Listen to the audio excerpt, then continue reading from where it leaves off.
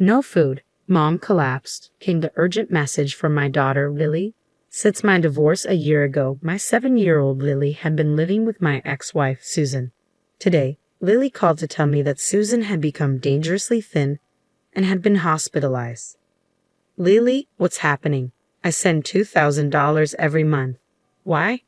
Daddy, please help Mom. The desperation in my daughter's voice spurred me into action. I left work early and rushed to the hospital where Susan had been admitted, praying for their safety as I hurried into a taxi. Upon arriving, I found my daughter in tears beside my mother-in-law. Susan lay in bed with her eyes closed, appearing to be asleep. "How is Susan, Mother?" I asked anxiously. "It's a mess. Hospitalized for malnutrition. Pills are piling up. Malnutrition. She said she was on a diet and hardly ate. I told her many times to eat more. I couldn't believe she had neglected her health to this extent.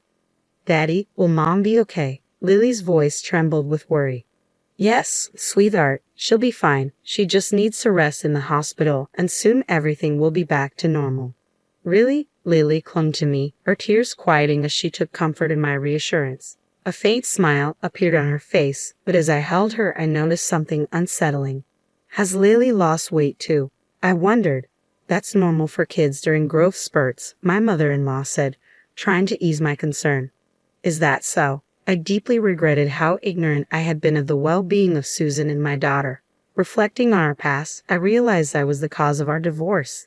Back then, as a salesman in a major corporation, I was so busy that I could hardly come home. I left everything about the house and our daughter to Susan, neglecting my responsibilities as a husband and father. This neglect made Susan deeply upset, leading her to ask for a divorce. After the divorce, Susan and Lily moved back to her parents' home, where her father and stepmother lived. Her parents, who had married later in life, feared being alone in old age, so they welcomed Susan and Lily warmly despite Susan's worries about being a burden. Out of my own will, I sent them $2,000 every month, hoping they would live comfortably. Feeling responsible for our divorce, I decided to do everything I could to support them. Initially, our relationship after the divorce was not bad. We often contacted each other, and I kept up with news about my daughter, who had just started grade school. However, in the past 6 months, I had been so busy that I lost touch with my ex-wife. I couldn't help but wonder what had happened to Susan during this period. As I looked at Susan lying on the bed, emaciated, I was deep in thought, filled with regret and concern for her well-being. Isn't this a bit extreme for a diet? I wonder why she felt the need to lose so much weight. Well, who knows? Maybe she found someone she likes. She's still young, after all. "James, you can go home. I'll take care of Susan." "All right, I'll head home for today." "Mother, it must be hard staying with her. How about Lily? She can come to my place." "Ha! Really?" "I want to go," Lily said, happily squeezing my hand. My mother-in-law immediately responded, "I'll take care of Lily here. You're busy with work, James, and she needs to go to school." "But Lily says she wants to go. I can drop her off and pick her up from school." "You're busy with work, and it's difficult for you to take care of her. Plus, you don't even have custody over her." Her reasoning left me at a loss for words. "I see. In that case, when she wakes up, could you ask Susan if she'll let me take care of Lily while she's hospitalized? Regardless of what you say, she's still my daughter." Apologizing to my disappointed daughter, I bowed to my mother-in-law and left the room. Looking back, I regretted not insisting on taking Lily home with me right then. Several days passed since Susan was hospitalized. One evening, after work, I returned home to an unexpected sight. My daughter was there. "Lily, did you come here all by yourself?" "Daddy," she said, looking up at me anxiously. Lily was dressed in the same worn-out clothes she had on at the hospital. A faded t-shirt, scuffed shoes, and her hair, clearly self-tied, was in disarray. It was the same discomfort I felt back in the hospital room. At that moment, consumed the concern for Susan. I hadn't paid much attention, but now, the realization hit me like a wave of failure as a father. Inviting Lily into the house, I offered her a cup of hot milk. "Doesn't your mom buy you new clothes or shoes?" "No, it's not like that." Lily shook her head, seeming to struggle with her words as she looked down. "I've been working hard, sending money so you and Mom could live comfortably. Has it not been enough?" "Dad, that's not it. Lily's voice trembled, her eyes brimming with tears. I placed a comforting hand on her back, silently urging her to speak. After a moment, she seemed to gather herself, taking a deep breath. Grandma does mean things to me and Mom. She barely lets us eat. No way. Is that really true about Grandma? It's true. I manage because I get lunch at school, but Mom's always hungry. That's why she collapsed.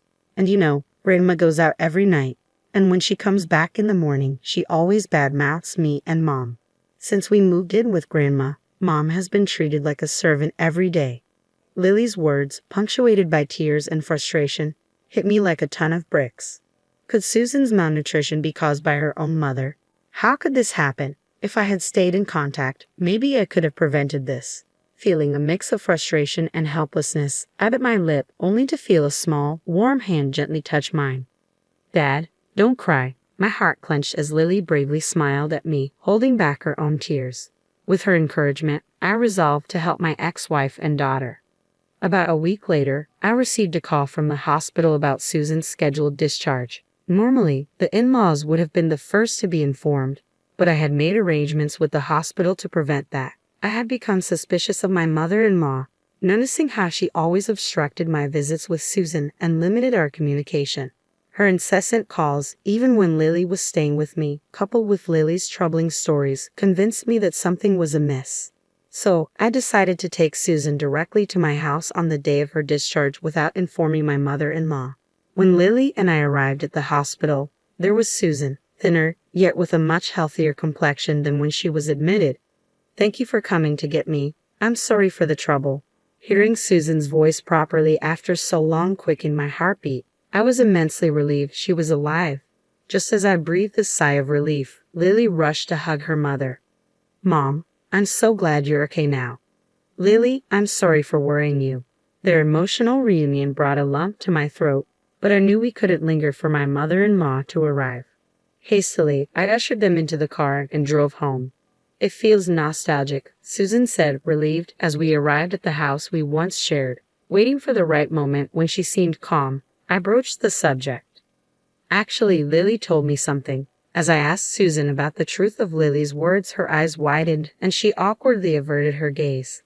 What Lily said was true. After our divorce and my return home, my mother began treating me like a maid. Even when I started earning from work, she took all the money. There were even times she wouldn't let me eat because she claimed I didn't earn enough. "Why didn't you talk to me about it?" "How could you say that?" "I couldn't ask for help because I was the one who initiated the divorce. We hadn't been in touch recently, so I assumed you found a new partner. I didn't want to interfere with that." "A new partner? No way. Besides, didn't I transfer $2,000 to you every month? How did you fall ill?" "If you're lying, I haven't received anything." "I'm sure the money was transferred just fine. It should be recorded in your bank book." "My mother took both my bank book and debit card. She told me that you stopped sending money a long time ago, that you found someone new, and had abandoned me." I was stunned. If only I had kept in touch more diligently, this wouldn't have happened, but it's too late to regret it now. "She also took my credit cards and used them without my permission." "But couldn't you have run away?" "If I did that, they would turn on my father, who is left at home. I can't leave my father alone." Susan choked up as she said this. My mother-in-law was a big spender, and when Susan and I were still married, she would often come to us asking for money. Despite this, she was generally pleasant and kind, so I believed Susan and Lily would get along with her. However, the moment Susan moved back home after the divorce, my mother-in-law seemed to transform into a completely different person. She neglected her household duties, spending her days out and taking out her frustrations on Susan and Lily when she ran out of money. My father-in-law, a quiet man, couldn't stand up to my mother-in-law, so he turned a blind eye to her behavior. He offered no help, leaving Susan to endure it alone. But I let Lily suffer. I'm a terrible mother, aren't I? That's not true. The one at fault is entirely my mother-in-law. I see, thank you. With that, tears quietly streamed down her cheeks. A few days later, I waited for the day my mother-in-law would be out and headed to my in-law's house. When I arrived, my father-in-law, Apollo, greeted me with a deep bow. "I'm truly sorry. I've done a terrible thing to Susan and Lily." "Sir, I've heard about what my mother-in-law has been doing to Susan and Lily. I came here to help them. Upon hearing my straightforward statement, my father-in-law gradually began to speak. I noticed what she's been doing, but I turned a blind eye. I grew afraid to speak up as I saw her change day by day. But I can't bear to see my daughter and granddaughter hurt any longer. His voice trembled with regret. Like me, he wished to protect them both. Sir, could you lend me a hand? I requested his assistance in monitoring my mother-in-law's activities, where she went, how she spent the $2,000 I transferred, and how Susan's credit card was used. Subsequently, I also initiated my own investigation into my mother-in-law's actions. Where have you been? The hospital bills were expensive. You really are one hell of a burden. I overheard my mother-in-law's harsh words to Susan during a visit to their home. On another occasion, I accompanied Susan to her parents' house. As soon as Susan entered, I could hear a loud voice berating her. Ignoring my surprise, my father-in-law turned to Susan and asked, "Are you all right?" Susan trembled in fear from the berating. Rubbing her back, I turned my gaze towards my mother-in-law, who froze for a moment before hastily greeting me. "Oh, welcome. What brings you here so unexpectedly?" "I just dropped off little Lily at school and thought I could come over to discuss some matters regarding Susan and Lily without having Lily present. Hope I'm not intruding." "Oh, a discussion about what, I wonder? As you can see, we're getting along quite nicely." Saying that, my mother-in-law tapped Susan's shoulder, to which Susan clearly showed her discomfort. Already seated on the living room sofa was my father-in-law. I pulled Susan close, sitting down nearby. "I've been transferring money to Susan's account to help out even a little bit after our divorce. Is it true you were using up all the money?" "What? What money? I know nothing about it." Susan's probably trying to cover up her frivolous spending by blaming me. I wonder where the $2,000 every month is going. What a terrible daughter.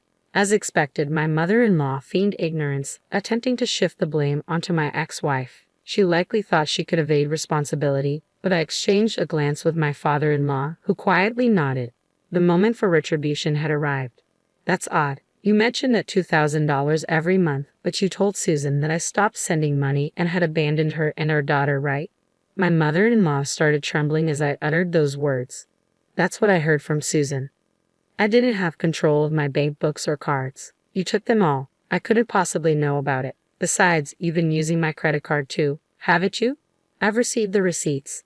"What exactly have you been using Susan's credit card and the $2,000 you receive every month for, mother-in-law?" To her question, my mother-in-law shook her head, insisting she didn't know. Of course, we expected her to play dumb. In the midst of this, my father-in-law brought something out from the back of the room. "Stop lying anymore." "What do you mean? Do you suspect me as well?" To my enraged mother-in-law, my father-in-law pulled out a few photos. "So that's where you've been going every night. You seem to have a favorite host at the nightclub. It appears you've been having a grand time using James's money and Susan's credit card. How did you?"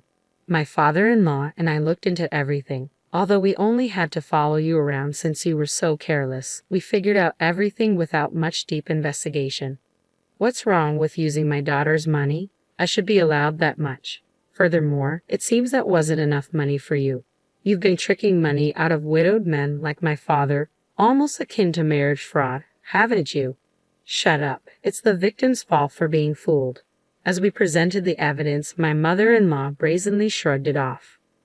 "I thought this man had money when I married him, but it turns out he didn't have much. Luckily, my daughter Susan has been a great contributor. Haha, men at the local senior centers are so easy. All it takes is a soft voice to have them smitten." Hearing this, my father-in-law's jaw dropped to the ground. Susan and I were at a loss for words. "We're calling the police." "No, anything but that." At the mention of the police, my mother-in-law turned pale, but I went ahead and called them. "Why would you call the police? This isn't looking good for me." "So you're aware that what you've done is wrong." "Just don't call the cops. I apologize for everything. Forgive me." "Judging from your attitude, it seems like you've done this before. Don't worry, we'll have the police conduct a thorough investigation." My mother-in-law, pale-faced and shaking, was taken away by the police officers who arrived shortly after. Apparently, my mother-in-law was arrested on charges of marriage fraud, and it seems like several people were demanding repayment for their money. Naturally, my father-in-law divorced her. Furthermore, he sued her for the emotional distress inflicted on her family from her harassment. Susan also claimed $50,000 in damages for the misuse of her credit card. Of course, I'm also demanding the return of all the money I transferred. My mother-in-law, now behind bars, doesn't seem to have an easy life waiting for her when she's out. As for me, afterward, Susan, please marry me again. This time, I'll protect you and our daughter. I won't make you cry anymore. We had once stumbled through a misguided marriage, but this incident made me realize the true value of my ex-wife. Hearing my words, Susan cried, thanked me, and held my hand tightly. Now, our family is embarking on a fresh start. This time, I will safeguard this happiness with all my heart.